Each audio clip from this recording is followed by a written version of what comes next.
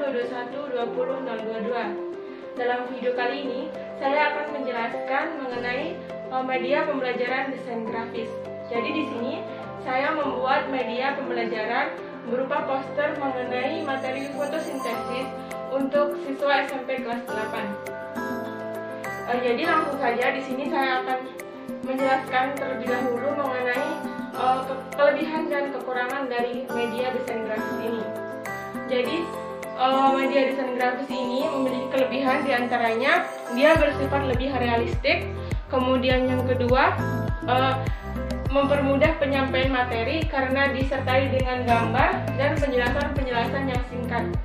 Kemudian media pembelajaran ini juga memudahkan guru untuk membuatnya karena bersifat lebih ekonomis dan mudah untuk dibuat. Adapun kekurangan dari media pembelajaran ini itu adalah terkadang ukuran gambar dan tulisan itu tidak tepat bila digunakan di dalam satu unit kelompok yang besar.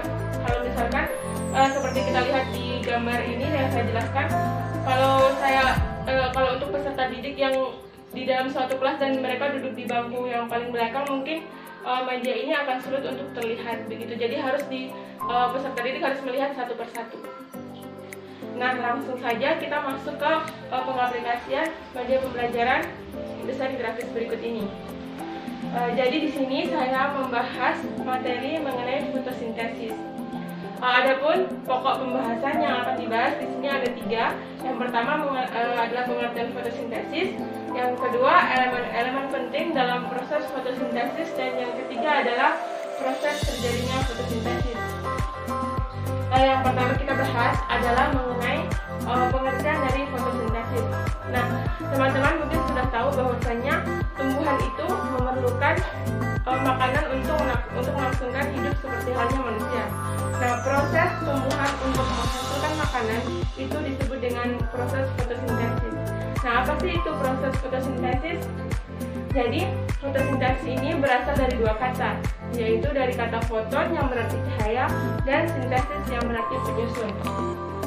Sehingga fotosintesis ini diartikan sebagai proses yang dilakukan oleh suatu organisme autotrof dengan menggunakan energi dari cahaya matahari yang akan diserap oleh klorofil yang berasal dari daun untuk membuat bahan makanan. Dari molekul yang sederhana menjadi molekul yang lebih kompleks. Nah, fotosintesis ini terbagi menjadi 2, yaitu ada reaksi terang dan ada reaksi gelap. Pada umumnya, reaksi terang dan reaksi gelap ini dia terjadi di organel sel berupa kloroplas. Untuk reaksi terang dia terjadi di membran grana atau tumpukan dari tilakoid ini. Sedangkan kalau untuk reaksi gelap dia terjadi di stroma atau di bagian cairan yang ada di luar membran tilakoid. Umumnya reaksi terang dan reaksi gelap ini saling berkaitan. Kenapa? Karena hasil dari reaksi terang yang berupa ATP dan NADPH ini akan digunakan dalam reaksi gelap untuk melangsungkan proses fotosintesis.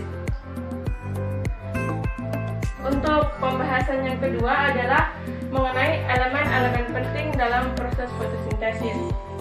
Jadi di sini ada 4 elemen penting dalam proses fotosintesis, yaitu ada karbon dioksida. Nah, karbon dioksida ini akan diserap oleh tanaman melalui alat pernafasan yang disebut dengan stomata. Kemudian yang kedua ada klorofil. Nah, klorofil ini berupa zat hijau daun yang akan berfungsi untuk menangkap cahaya matahari pada tumbuhan. Kemudian yang ketiga ada cahaya matahari. Nah, cahaya matahari ini berfungsi untuk menyempurnakan proses fotosintesis karena proses fotosintesis sendiri itu memerlukan cahaya matahari. Dan yang terakhir ada air. Nah, air ini diperoleh dari tanaman, dari tanah, kemudian diserap oleh akar dan akan dilanjutkan oleh batang untuk disebarkan ke seluruh bagian tumbuhan. Nah, untuk pembahasan yang ketiga adalah mengenai proses terjadinya fotosintesis.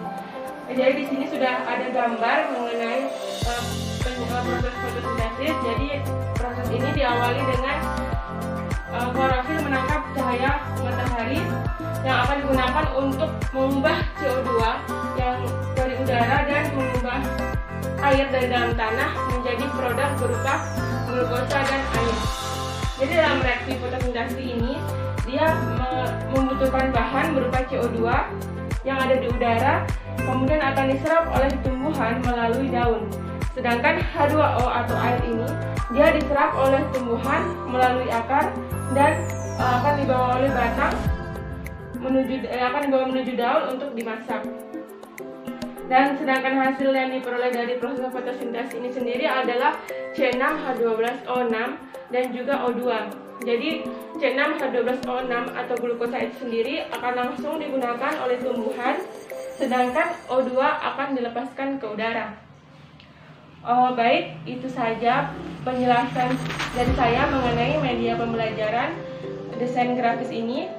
Semoga apa yang saya sampaikan bisa bermanfaat. Terima kasih. Wassalamualaikum warahmatullahi wabarakatuh.